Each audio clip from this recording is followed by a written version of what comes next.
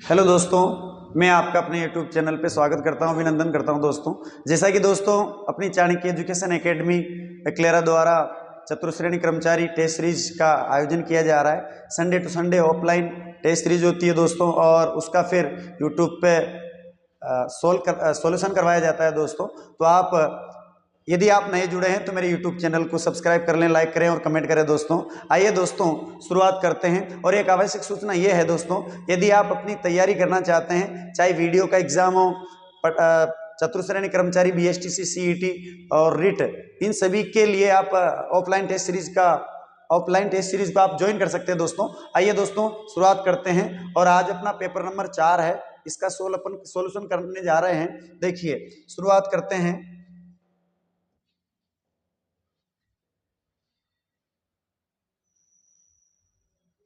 देखिए दोस्तों पहला क्वेश्चन है अपना, पहला क्वेश्चन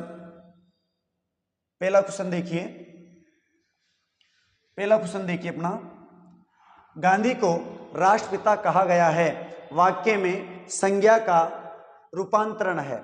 अब देखिए दोस्तों क्वेश्चन है, गांधी को राष्ट्रपिता कहा गया है, वाक्य में संज्ञा का रूपांतरण है। इसमें अपना ऑप्शन हो जाएगा दोस्तों जातिवाचक से व्यक्तिवाचक। क्यों हो जाएगा? क्योंकि गांधी क्या है दोस्तों? जाति है। क्या है दोस्तों? जाति। इस वजह से इसमें तो है जातिवाचक। और इस गांधी से जो बात अपन करते हैं, यहां पर जो राष्ट्रपिता जो है, राष्ट्रपिता जो शब्द है, ये केवल और केवल महात्मा गांधी के लिए यूज होता है। इस वजह से इसमें जातिवाचक से व्यक्तिवाचक संज्ञा हो जाएगी, यानी कि आपका आंसर हो जाएगा ब। आगे बढ़ते हैं दोस्तों। हाँ, अगला क्वेश्चन देखिए।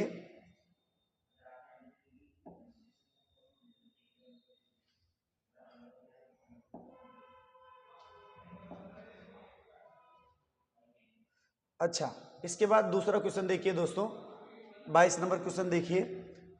मध्यम पुरुषवाचक सर्वनाम है, मध्यम पुरुषवाचक सर्वनाम है। देखिए बात अपन करें, मैं कल उदयपुर घूमने जाऊंगा। दूसरा ऑप्शन देखिए, वह पेंसिल है। ये किसकी गाय है? मीना आप कैसी हैं? बात करें दोस्तों, देखिए मैं कल उदयपुर जाऊंगा, मैं तो कौन सा है दोस्तों? उत्तम पुरुषवाचक सर्वनाम है। और बात अपन करते हैं, इसमें आपका ऑप्शन हो जाएगा कौन सा? द। मीना आप कैसी हैं। क्योंकि आपको पता है मध्यम पुरुष में, किसमें? मध्यम पुरुष में हम लेते हैं किसको? तुमको। किसको लेते हैं दोस्तों? तुमको लेते हैं। और बहुवचन के रूप में यदि अपन तुमको देखते हैं तो हो जाता है क्या? आप। इस वजह से यहाँ पर मध्यम पुरुषवाचक सर्वनाम कौन सा हो जाएगा? आप हो जाएगा। यानी कि 22वां नंबर जो क्वेश्चन है, इसका आंसर हो जाएगा द। ठीक है दोस्तों। फिर देखिए 23वां नंबर क्वेश्चन देखिए आप। 23 नंबर क्वेश्चन देखिए, 23 नंबर क्वेश्चन देखिए। पूर्वकालिक क्रिया, पूर्वकालिक क्रिया है। अब देखिए पूर्वकालिक क्रिया आपको अच्छी तरह से पता है कि पूर्वकालिक क्रिया के अंत में कर या फिर क्या जुड़ा होता है? कर के जुड़ा होता है। ठीक है दोस्तों, क्या जुड़ा होता है? कर या कर के जुड़ा होता है।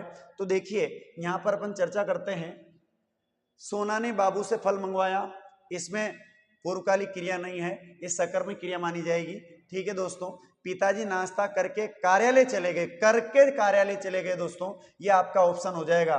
क्या हो जाएगा दोस्तों? ये आपका ऑप्शन हो जाएगा, पिताजी नाश्ता करके कार्यालय चले गए, पूर्वकालिक क्रिया।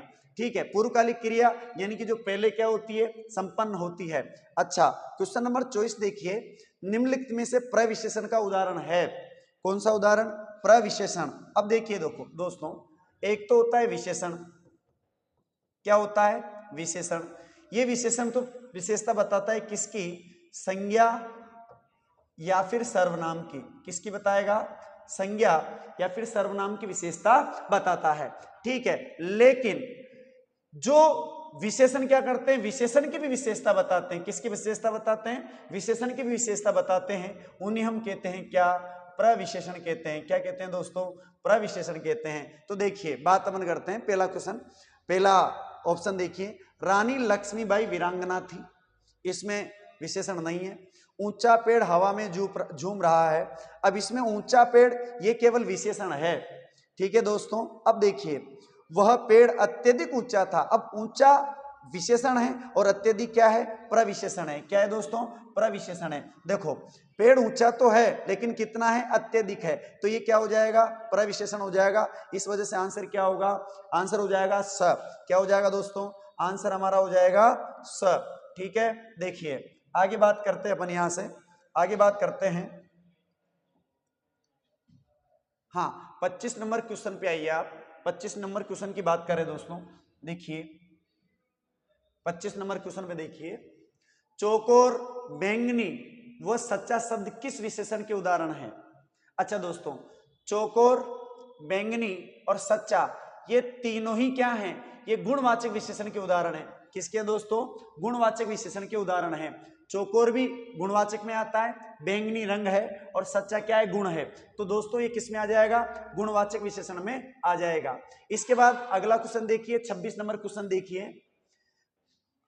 26 नंबर क्वेश्चन देखिए आप, देखिए मिसलीडिंग का सही हिंदी शब्द निम्न में से होगा, और मिसलीडिंग का अर्थ होता है दोस्तों भ्रामक, यानी कि द ऑप्शन आपका सही हो जाएगा।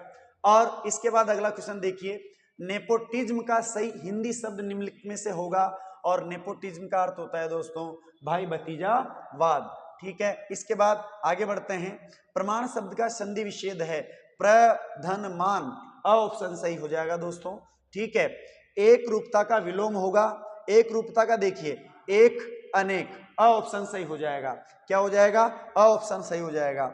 जो पहले हो चुका हो, वाक्यांश के लिए एक शब्द होगा, जो पहले हो चुका हो उसको हम क्या कह लेंगे, क्या कह देते हैं दोस्तों, भूतपूर्व। क्या कह देंगे, भूतपूर्व कह देंगे। क्या कह देंगे दोस्तों, भूतपूर्व कह देंगे।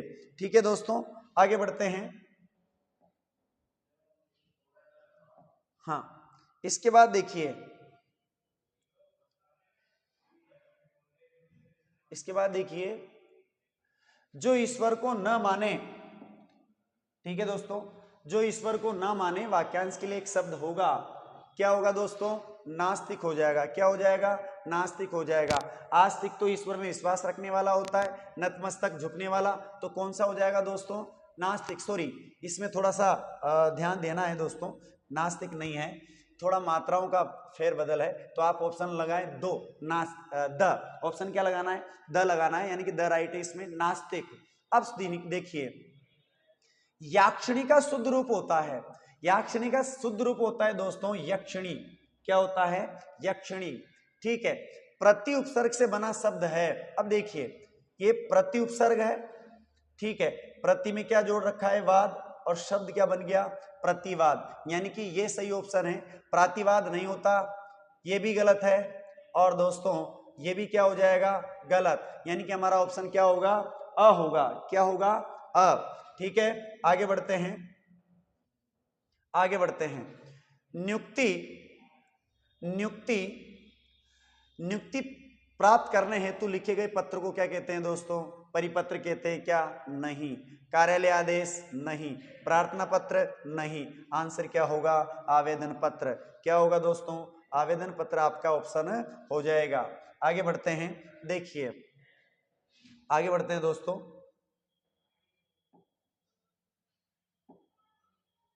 हाँ देखिए,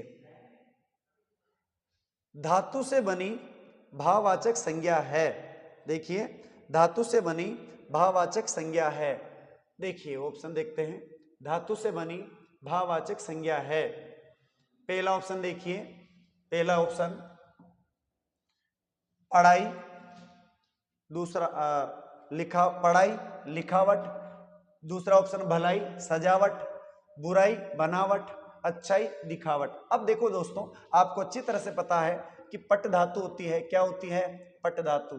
इधर क्या होती है, लिख धातु होती है। क्या होती है दोस्तों, लिख धातु होती है। यानी कि बात अपन करते हैं, आंसर हमारा क्या हो जाएगा, अ ऑप्शन हो जाएगा। क्या हो जाएगा दोस्तों, अ ऑप्शन हो जाएगा।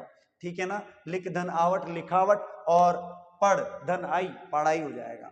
ठीक है, तो ये ऑप्शन अपना राइट हो जाएगा दोस्तों। अब बात करें कि भलाई, भलाई बात अपन करते हैं, भलाई जो शब्द है भला प्लस आई, तो बात करें कि ये तो धातु है ही नहीं, है ना, बुराई ये भी धातु नहीं है, अच्छाई ये भी धातु नहीं है, तो बात अपन करें ऑप्शन कौन सा हो जाएगा अपना, अ ऑप्शन सही हो जाएगा। ठीक है दोस्तों, आगे बढ़ते हैं। इसके बाद देखिए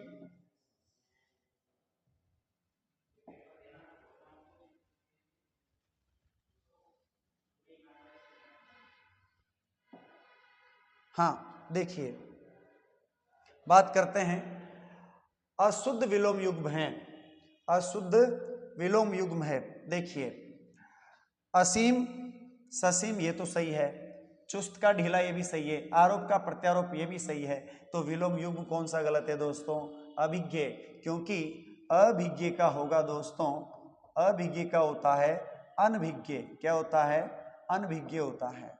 ठीक है, तो ये ऑप्शन सही हो जाएगा आपका। कौन सा ऑप्शन सही हो जाएगा दोस्तों, सही ऑप्शन कौन सा हो जाएगा आपका, देखिए सही ऑप्शन कौन सा होगा आपका, सही ऑप्शन हो जाएगा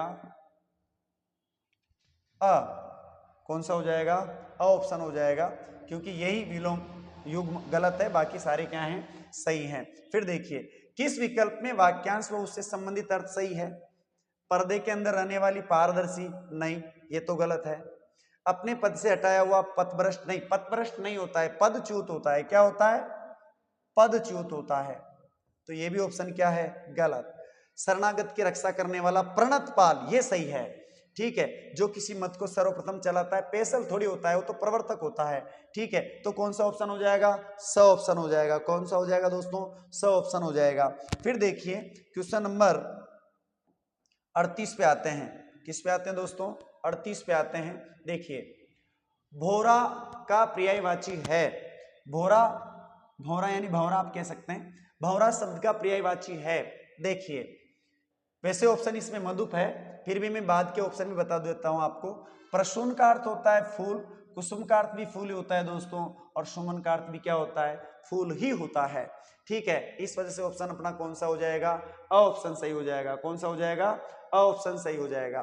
फिर देखिए दोस्तों अगला क्वेश्चन, अरबी फारसी शब्द है, अरबी फारसी शब्द है। अब थोड़ा सा यहाँ ध्यान देना दोस्तों, यहाँ पर आप भी यहाँ पर क्या कर लें, नुक्ता लगा लें, यानी कि अरबी फारसी शब्द कौन सा है, जरा है, बाकी तीनों ऑप्शन गलत है। शुद्ध वाक्य कौन सा है, शुद्ध वाक्य देखिए हमारे पूज्य गुरुजी आज आएंगे, यहां पर आप थोड़ा सा क्या करना, सुधार कर लेना दोस्तों, थोड़ा सा क्या करना इसमें सुधार कर लेना। ऑप्शन यही अपना सही है, पर यहां पर आप इस तरह से लिख लें,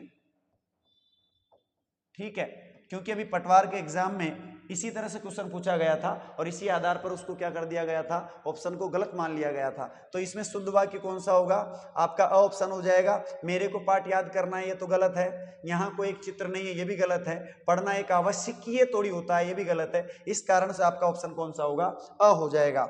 ठीक है दोस्तों, आज की क्लास यहीं समाप्त करते हैं, और आज की क्लास यदि आपको अच्छी लगी हो तो कमेंट करें, लाइक करें और चैनल को सब्सक्राइब करें दोस्तों। जय हिंद, जय भारत।